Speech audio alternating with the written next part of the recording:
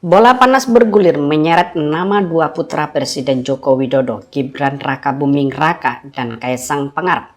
Baru-baru ini keduanya dilaporkan ke Komisi Pemberantasan Korupsi KPK berkaitan dengan dugaan tindak pidana korupsi atau tindak pidana pencucian uang atau TPPU.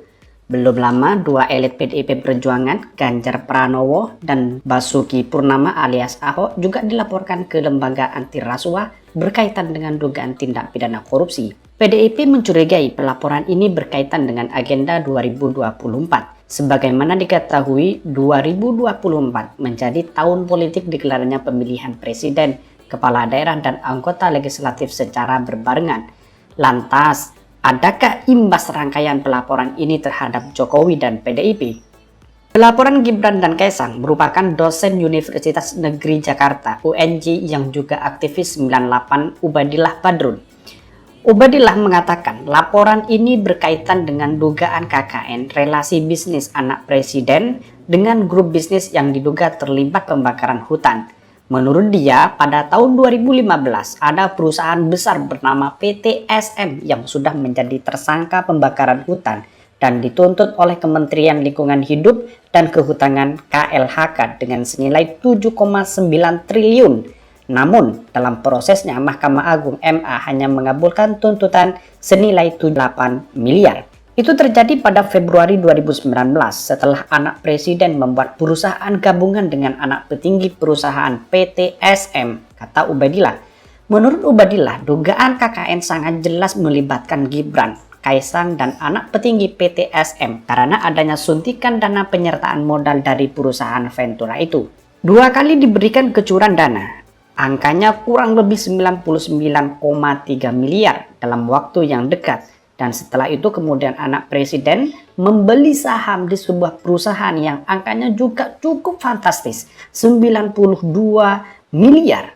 Dan itu bagi kami tanda-tanda tanya, apakah seorang anak muda yang baru mendirikan perusahaan dengan mudah mendapatkan penyertaan modal dengan angka yang cukup fantastis atau dia bukan anak presiden? Ubadillah pun meminta KPK memanggil Presiden Joko Widodo guna menjelaskan keterkaitannya dua anaknya dalam dugaan perkara ini. Merespon pelaporan ini, Gibran mengaku tak tahu menahu. Namun demikian, ia mengaku siap jika diperiksa dan dipanggil KPK mengenai laporan tersebut. Gubernur Jawa Tengah yang juga kader PDIP, Ganjar Pranowo, sudah lebih dulu dilaporkan ke KPK. Ganjar dilaporkan oleh Presidium Poros Nasional Pemberantasan Korupsi PNPK Adi Masyardi terkait kasus lama yakni dugaan korupsi proyek EKTP. Pelaporan itu pun telah direspon oleh Ganjar. Pelaporan Ganjar itu berbarengan dengan dilaporkannya Ahok ke lembaga anti rasuah oleh PNPK.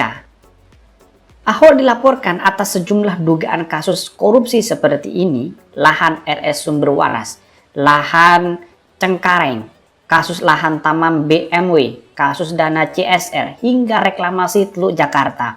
Ahok sendiri enggan banyak berkomentar mengenai laporan ini.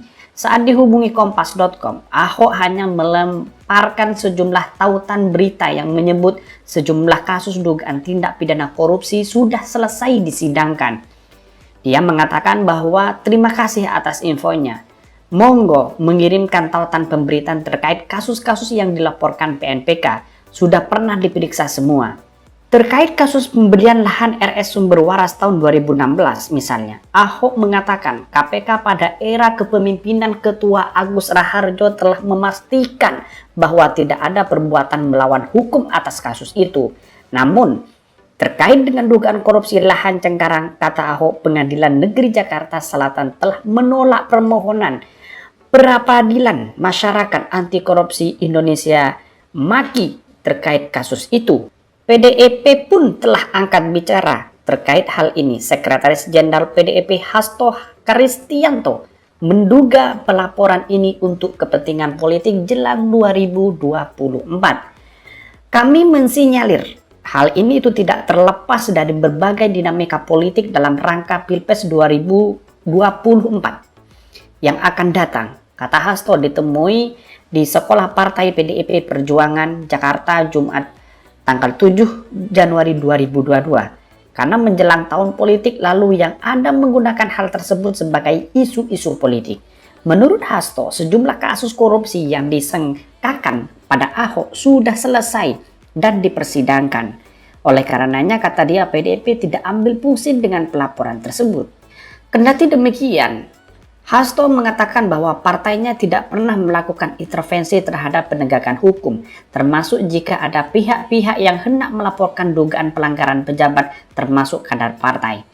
Menanggapi rangkaian pelaporan ini, pengamat politik dari Universitas Al-Azhar Indonesia, Komarudin menilai bahwa hal itu sedikit banyak akan berdampak pada elektabilitas PDIP dan masing-masing figur.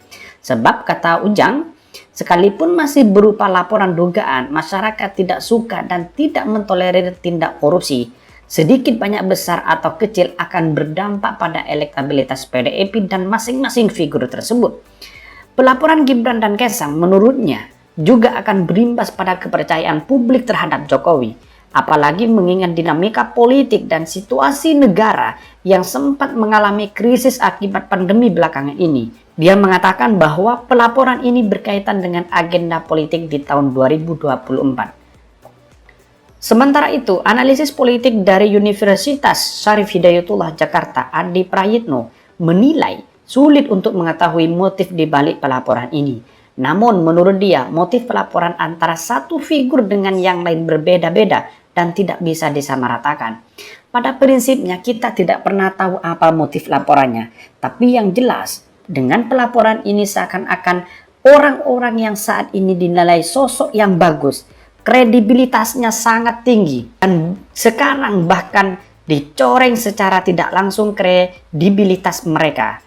Nah, terkait pelaporan Ganjar misalnya, Adi menduga hal ini kuat kaitannya dengan Pilpres, sebab nama Ganjar kerap menduduki peringkat teratas sebagai calon presiden potensial di Pilpres 2024 dalam sejumlah survei. Kasus yang dituduhkan ke Ganjar berupa dugaan korupsi EKTP pun merupakan perkara yang lama. Sementara itu, nama Ahok banyak disebutkan sebagai kandidat potensial di Pilpres, sehingga tak dapat dipastikan bahwa pelaporannya ke KPK berkaitan dengan motif politik 2024. Apapun motifnya, apapun tendensinya, saya membaca ini bagian dari upaya untuk menelanjangi bahwa orang-orang itu yang dianggap punya masalah hukum, kata dia,